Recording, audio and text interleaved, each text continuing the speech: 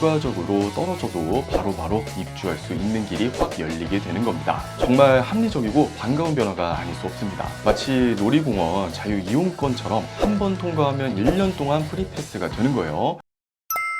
시니어 정보의 모든 것, 걱정마 엄빠 첫째 아들입니다. 오늘은 답답했던 속을 뻥 뚫어줄 아주 기가 막힌 소식을 하나 들고 왔습니다. 임대주택이 탄생한 지 무려 37년 만에 임대주택 제도가 대대적으로 개혁됩니다. 오늘 내용을 미리 살짝 힌트 드리자면요. 임대주택 추첨에서 떨어져도 바로 입주가 가능해지고요. 심지어 복잡한 서류 제출도 아예 안 해도 되는 기적 같은 상황이 벌어진다고 하는데요. 도대체 무슨 마법 같은 이야기인지 궁금하시죠? 오늘 영상 끝까지 보시면 임대주택 당첨 확률을 2배, 3배로 높이실 수 있을 겁니다. 영상 본격적으로 시작하기 전에 구독과 좋아요 한 번씩 꼭 부탁드리고요. 오늘의 걱정마 엄빠 힘차게 시작해 보겠습니다.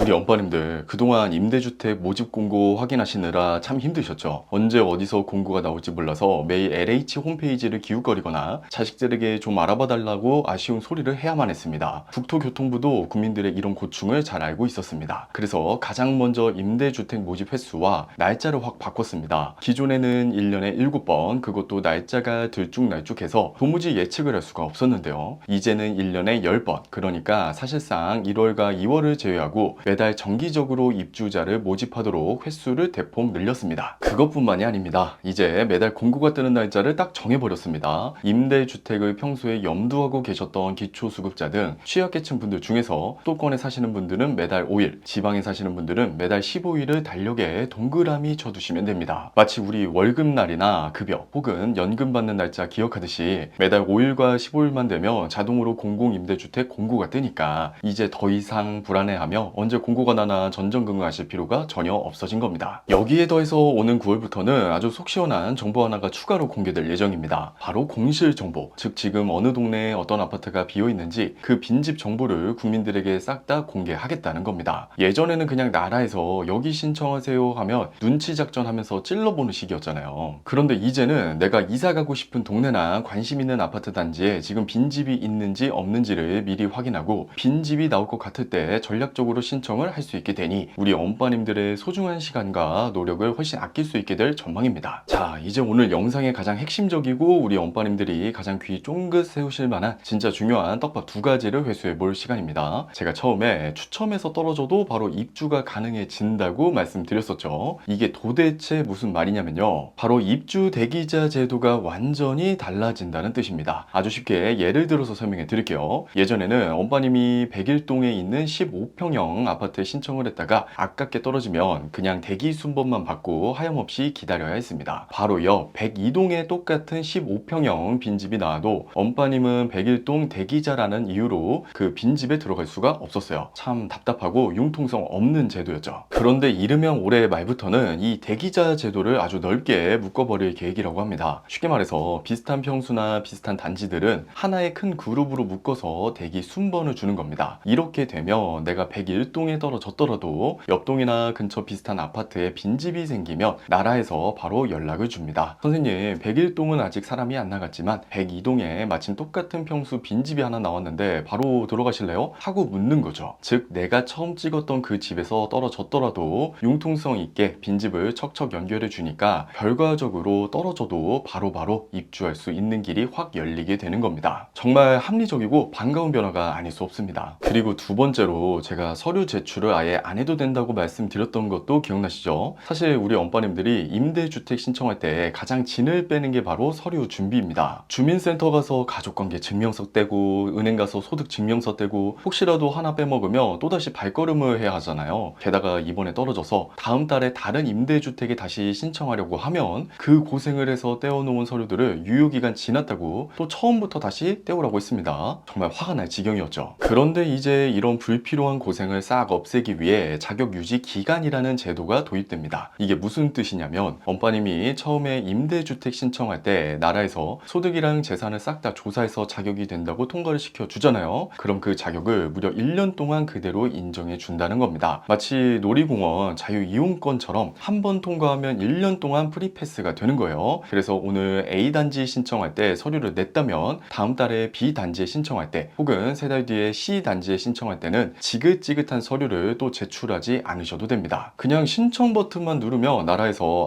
이 어르신은 몇 달 전에 이미 우리가 자격 검증 다 끝낸 분이니까 패스하고 알아서 처리를 해주는 겁니다. 우리 엄빠님들 다리 아프게 주민센터 관공서 들락날락 하실 일이 확 줄어드는 정말 효자 같은 제도가 아닐 수 없습니다. 정부는 여기서 멈추지 않고 내년 하반기까지 공공임대 입주를 위한 완전히 새로운 통합 전산 시스템을 구축할 계획이라고 밝혔습니다. 이 시스템이 완성되면 내가 언제쯤 입주할 수 있는지 예상 시점도 알려주고 내 상황에 딱 맞는 빈집을 나라에서 먼저 추천도 해준다고 하니 앞으로 임대주택 들어가기가 훨씬 수월해질 것으로 기대가 됩니다. 다만 지금 말씀드린 이 모든 혜택들이 당장 내일부터 다 되는 것은 아니고요. 공실정보 공개는 오는 9월부터, 대기자 묶어주는 건 올해 말부터, 서류 안내도 되는 자격 검증 시스템은 내년부터 차근차근 순서대로 진행될 예정이라는 점 기억해 주시면 좋겠습니다.